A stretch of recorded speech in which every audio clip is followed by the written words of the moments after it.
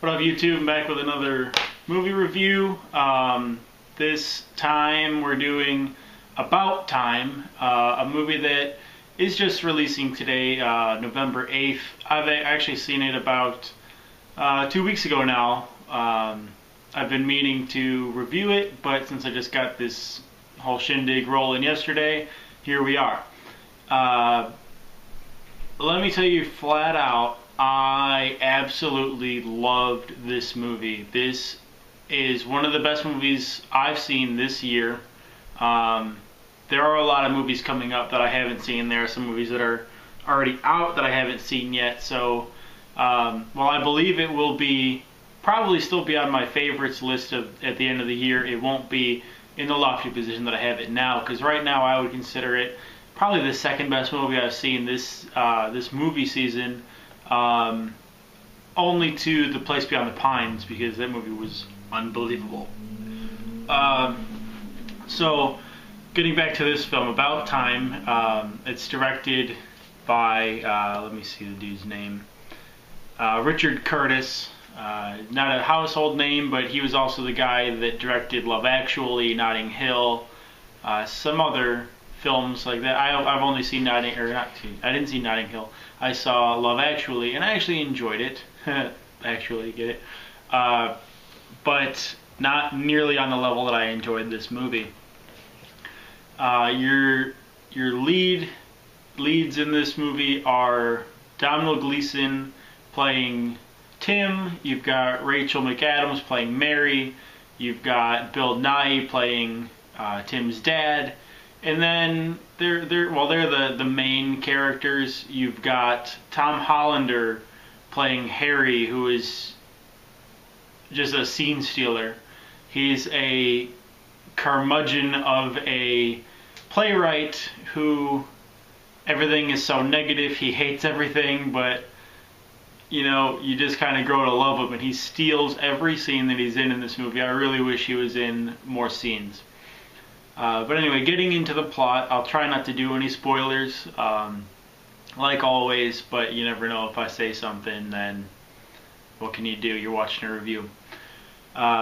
So, Tim is taken by his dad on his 21st birthday, and he tells him that all the men in their family have a secret power where they can travel back through time to a moment that they've already experienced and change it from that point on.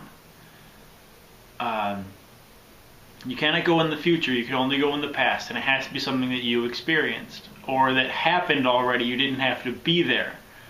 But if you weren't there, everything that already happened no longer takes place either. So there are some tricky things that Tim finds out early when he's got something going great for himself. He tries to fix something for a friend, and it ends up ruining what he did for himself previously in the other timeline.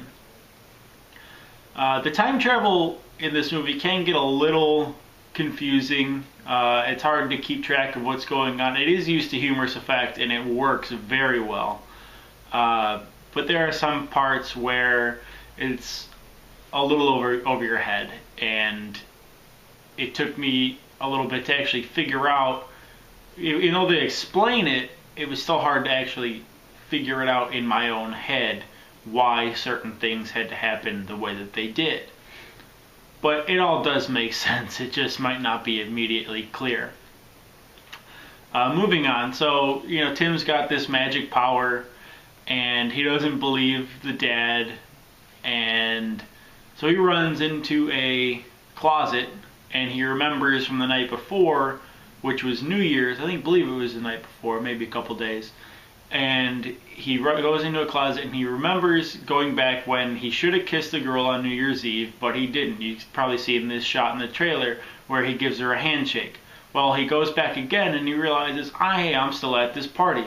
Well, New Year's comes, and he kisses her, and it changes the whole thing. So he freaks out and realizes, hey, this actually works.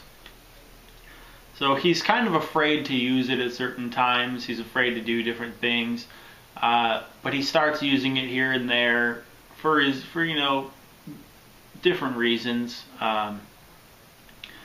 But, you know, a little bit after that, it's a little bit of time has passed. He leaves his home in the country and goes to live in London with Harry, played by Tom Hollander once again, who is a scene stealer. He is just so self-loathing and so negative. He's absolutely hilarious in every freaking scene. Every time he was on stage, I knew something funny was going to happen because he just owned the role. But Tom Hollander is great in roles like this and pretty much anything. So anytime you've got a person of his caliber in a smaller role, you know they're going to deliver. But he goes to live with Harry while he gets a job as a lawyer in the city. And one night while him and his friend are out, they go to a bar. I don't know if it's a bar or more a restaurant, where you eat in complete darkness. And while him and his friend are there, they meet two girls, one being Mary and Mary's friend. And they have, Tim and Mary have this amazing conversation. They realize that, they really can get along quite well. And while the boys leave first, it's really funny when they're sitting there waiting for the girls to come out because they're just praying that they're attractive. And it's a pretty good scene. I don't want to get too much more into it because it'll kill some of the surprise, some of the heartwarming parts. But just let me say, I absolutely loved everything about this. There isn't anything I can really nitpick. I mean, there are some things where you're like, I don't see that as being the way I would have done it, but whatever. It's how they chose to do things. There are some, it's not all fluff. It's not all, oh, I love you. No, there are some difficult things that these characters have to go through, especially Tim, when he realizes that even though he can change the past, it could end up changing more than that. And some things he has to live with, and he just does not like it, but that's what has to happen. And so he is put in some rather hard and difficult places. And he has to come through, he has to do some very specific, difficult things. And it is hard for him. And you watch as he realizes that while it is a blessing to have this thing, it is also a curse, because you can't have everything go perfect all the time. Some things just have to work out. Let's see if there's anything else I want to talk about. It is considered a rom-com. I don't like putting that label on a lot of films because 90% of the time they're awful. Especially if you've got Katherine Heigl or Kate Hudson or whoever starring, because they're just in it for a paycheck. This film is fantastic. See it immediately, like run, don't walk. See it a second time, which I plan on doing because I enjoyed it so much. And just enjoy it. Bring Kleenex. You might get a little misty. And just enjoy it. It is such a heartwarming, happy, sometimes sad film. And next to, I don't even know if there's another romantic comedy genre film that I would even compare this to, because this is just so good. So yeah, walk, don't run. If I had to rate this, it might be between an 8 and a 9. I absolutely loved it. You may not feel the same, but screw you, it's my review.